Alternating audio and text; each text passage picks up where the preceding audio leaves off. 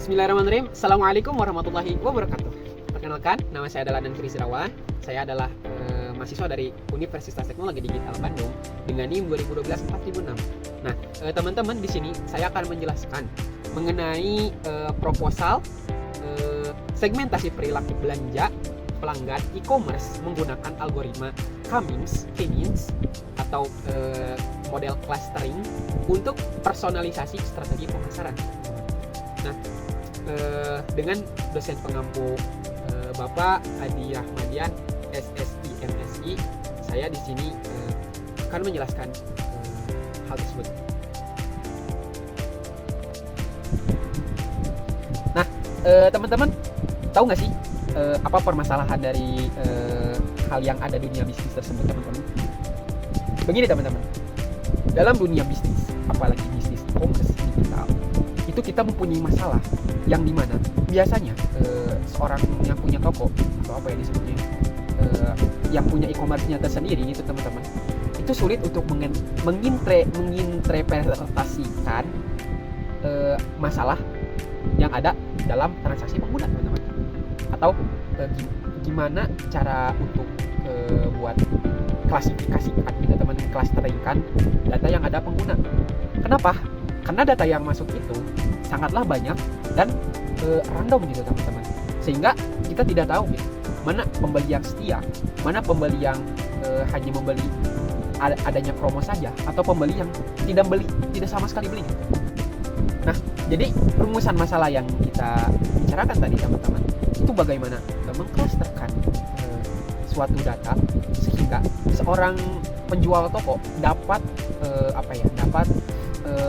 membuat keputusan yang lebih baik untuk kedepannya. Bagaimana membuat toko itu berkembang, teman-teman. Untuk tujuannya tersendiri tentu saja untuk mengklasterisasikan, teman-teman, secara otomatis. Dan nanti jadi output dari yang saya buat ini, teman-teman, akan membuat website yang dimana dataset apapun itu, bukan hanya bisnis saja, bisa di upload di situ, lalu akan muncul gitu klasifikasi sesuai apa yang mereka inginkan gitu, teman-teman. Misalkan bisnis mana yang laku, tidak laku, atau kurang laku gitu, teman-teman, dan dapat menunjukkan kedepannya bagaimana keputusannya sendiri gitu. Nah, begini, teman-teman, dalam deskripsi dataset saya gitu, teman-teman. Jadi saya ngambil salah satu dataset yang namanya online retail atau transaksi secara online, yang dimana ini berjumlah 541.909 data transaksi di Kaggle dataset gitu, teman-teman. Nah, jadi itu untuk menguji nantinya hasil yang dataset yang ini saya itu nanti diupload di website tersebut.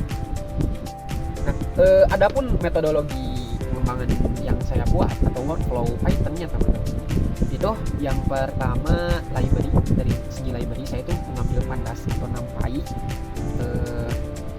dan dimana itu untuk memanipulasi data gitu, teman-teman, agregasi transaksi per pelanggan dan operasi query. Lalu untuk preprocessing-nya tersendiri saya itu ada handling missing value, data cleaning, feature engineering atau RVM analyze, dan feature scaling dan column selection. Lalu untuk modelingnya saya menggunakan K-means data cluster. Kenapa? Alasannya karena paradigma atau pendekatan si K-means itu bisa mengclusterkan dalam dataset yang tidak ada target atau unsupervised learning, di mana ketika tidak ada variabel yang unggul, target atau labelnya, kita bisa mengclusterkan data tersebut berdasarkan apa yang kita inginkan. Dan di sini saya mengclusterkan berdasarkan laku, tidak laku, dan sedang. So, untuk evaluasinya tersendiri, teman-teman, saya memakai Silhouette Score, Inertia Elbow Method, Davis Bonding Index, validasi kontekstual, dan RFM per cluster gitu. Nah, itu evaluasinya gitu. Nanti datanya hasilnya itu muncul dan bisa kita evaluasi.